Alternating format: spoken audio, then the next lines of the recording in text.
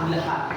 Ako nga pala si Jaymar D. Masamlo na nagmula sa ikalabing-dalawang baita.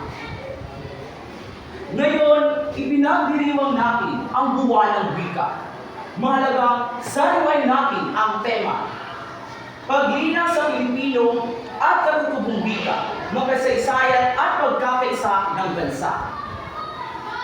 Sa bawat pagbigkas ng ating wika, nabubuhay ang ating kasaysayan at kultura.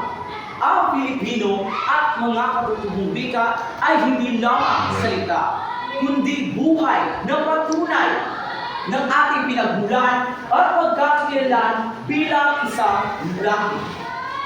Sa pamamagitan nito, nagkakaunawaan ang bawat Pilipino mula Luzon, Visayas at hanggang sa Mindanao.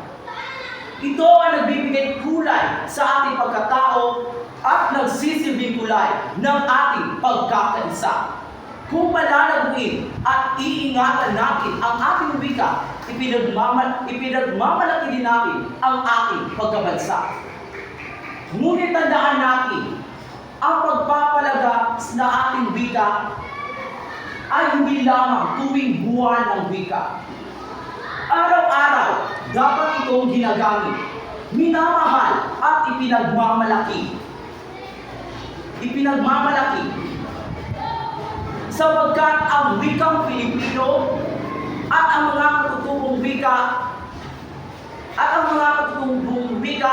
ay ang tunay na sandata at lakas ng sambayanan. Kaya ngayon, sabay-sabay nating isigaw, isang bansa, isang diwa, isang wika, Pilipino tayo. Maraming salamat po.